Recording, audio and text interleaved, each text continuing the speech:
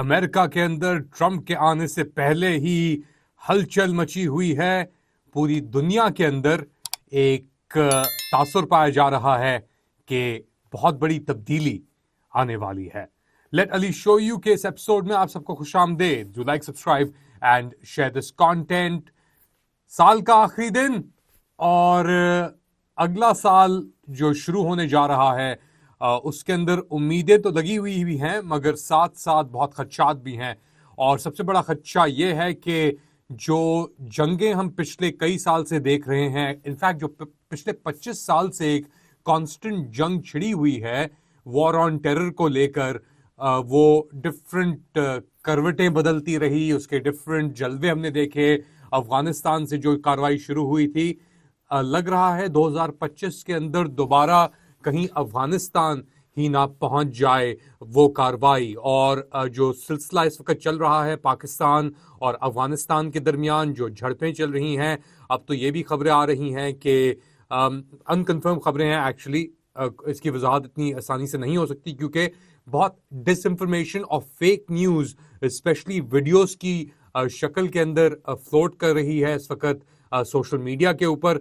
और जिस तरह पाकिस्तानी स्टेट की रेट आप कह लें एक हद तक कम हुई है या महदूद हुई है, और 2024 के अंदर हमने ये देखा, ये मरहला अपने उरूज पे पहुंच गया क्योंकि पाकिस्तानी स्टेट ने अपनी और रिस्पॉन्सिबिलिटीज छोड़कर सब डायरेक्ट फोकस अपना किया इमरान खान और उसकी तहरीक के ऊपर। अब इसके रीजनल कॉन्टोर्स बहुत सारे हैं और उसके ऊपर आज अफगानिस्तान से बात ऑफ कोर्स शुरू कर रहे हैं हम कि वहाँ पे जो रिजेंटमेंट पाई जाती है पाकिस्तान को लेकर और पाकिस्तानी हरकतों को लेकर, और पाकिस्तान ने ऑब्वियसली सफ़र बहुत किया है। याद रखेंगे पिछले वॉर ऑन टेरर के अंदर ही पाकिस्तान ने कोई तकरीबन 70,000 के करीब लोग जहाँ भाग हुए थे पाकिस्तानी।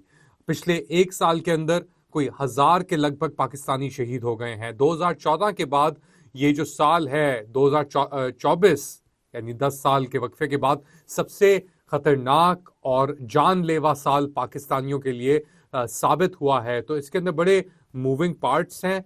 अब ट्रंप के आने से पहले ही एक एटलीस्ट सोशल मीडिया के ऊपर तो खाना जंगी शुरू हुई भी है, बड़े डिफरेंट लोगों के दरमियान जंगें अपने लिमिट पे पहुंच गई हैं। हमने देखा गाजा के अंदर इजरायली बर्बरियत वो रुके नहीं अभी तक, और अभी तक वो अपनी ये जो कातलाना वारदातें हैं इनको उन्होंने जारी रखा हुआ है।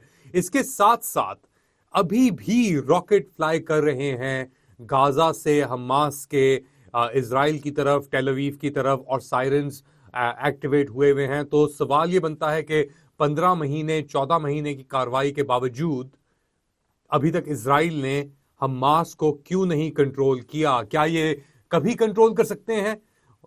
शमाली गाजा को तो उन्होंने बिल्कुल फ्लैट आउट कर दिया है। तो अगला साल बेसिकली हमें बताएगा, क्योंकि बहुत सारी चीजें पेंडिंग हैं और इतनी फ्रस्ट्रेशन जब बढ़ जाए किसी भी सिस्टम के अंदर तो बस फटने के ऊपर ही फिर चीजें आती हैं।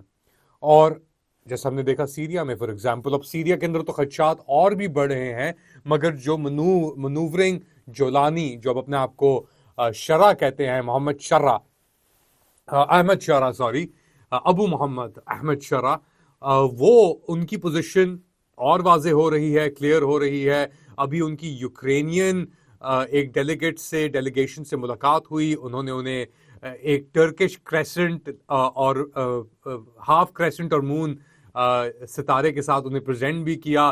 तो यूक्रेन पहली बार सीरिया में नजर आया जैसे ही रशिया वहां से खारिज हो रहा है या खारिज हो गया है, और एक नई अलायंस। और ये मेरे ख्याल से उस बात को भी थोड़ी आग लगाएगी या तरजीह देगी कि एक तरफ अमेरिका का एक इन्फ्लुएंस यूक्रेन के अंदर और यूक्रेनियन ज़ेलेंस्की की हुकूमत के साथ बढ़ा हुआ है, दूसरी तरफ अब सीरिया के अंदर भी उन्होंने यूक्रेन जो एक डेलीगेट है वो पहुंचा है, और वो अब जो ये सीरियन रेवोल्यूशनरीज हैं, हयात तहरीर शाम, जिनको कुछ लोग इस्लामिस्ट कहते हैं, जिनको कुछ लोग कहते हैं CIA पपेट, इजराइल के पपेट, उनकी एक कन्फ्लुएंस या उनके रवाबित यूक्रेन के साथ भी जारी हो गए हैं।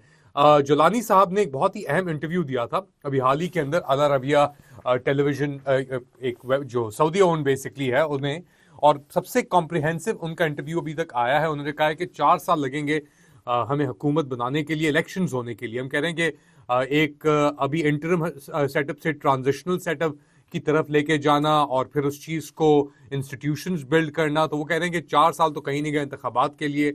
उस वक्त तक उस टाइम तक वो हयात तहरीर शाम को शायद डिसबैंड भी करें। तो ये सब चीज़ें हैं जो बेसिकली मूवमेंट के अंदर है, एक रवानी आ गई है। अब अगले साल जिस तरह मैं कह रहा था, सीरिया के अंदर लिमिट्स होंगे बहुत सारे, टर्किश पोजीशन बहुत ही सिवियरली टेस्ट होगी। टर्की के अंदर भी एक मूवमेंट चली हुई है, जैसे मैंने पहले भी जिक्र किया। पीकेके का इशू बहुत ही अहम हो जाएगा तुर्की के लिए, और स्पेशली जो ओजलान साहब की पोजीशन है वो बड़ी अहम होगी टर्की के लिए। वो पीकेके के लिए अहम हो ना हो वो अलग बात है, क्योंकि 25 साल कोई भी बंदा अगर बाहर यानी एक कब्जे में रहे और मूवमेंट से दूर रहे, यहाँ तक कि झंडों पे उसकी तस्वीरें क्यों ना हो, जो डिसीजंस असली ली जा रही हैं वो कहीं और ली जा रही हैं, या वो कांदिल में ली जा रही हैं, या वो टेल अवीव में ली जा रही हैं, या वो वाशिंगटन डीसी में ली जा रही हैं। अब तुर्की चाहता है कि वो भी उन डिसीजंस का हिस्सा बने, और उसके पास जो फिलहाल ट्रम्प कार्ड मौजूद है वो है अब्दुल्ला ओजलान। तो वो उस चीज को डेफिनेटली टेस्ट करेंगे। अब इसके अंदर यूएई की पोजीशनिंग भी बड़ी इंपॉर्टेंट होगी, ईरान क्या करेगा वो भी बहुत इंपॉर्टेंट होगा। तो एक सी चेंज हम देख रहे हैं, मगर ट्रंप एडमिनिस्ट्रेशन के अंदर तो डेफिनेटली जो कॉन्टोर्स नजर आ रहे हैं वो तो एक एंटी चाइना, बहुत ही सिवियरली वो अपने आप को पोजिशनिंग कर रहे हैं। अगर वो एंटी चाइना पोजिशन करते हैं तो उसका इम्पैक्ट पाकिस्तान के ऊपर क्या आता है। पाकिस्तान ने अभी तक अपने आप को एक अमेरिकन वैसल के तौर पे उन्होंने चाइना के साथ अपने जितने ब्रिजेस थे वो जला दिए हैं। क्या इस सिचुएशन के अंदर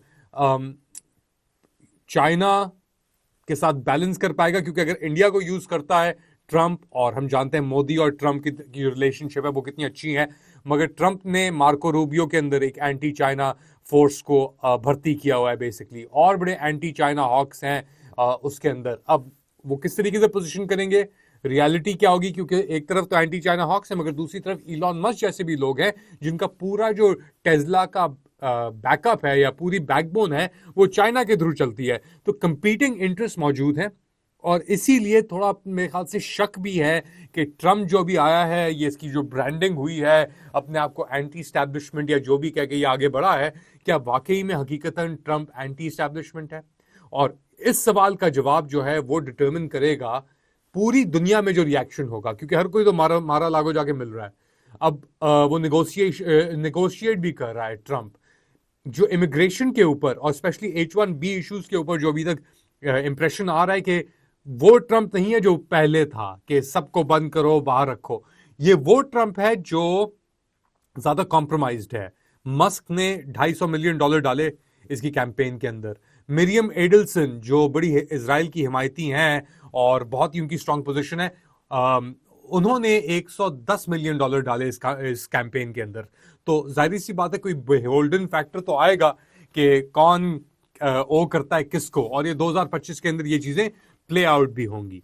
आप क्या समझते हैं क्या होने वाला है? बताएं मुझे कमेंट सेक्शन के अंदर। To like, subscribe and share this content. अपना ख्याल रखिएगा, अगली बार तक अल्लाह हाफिज।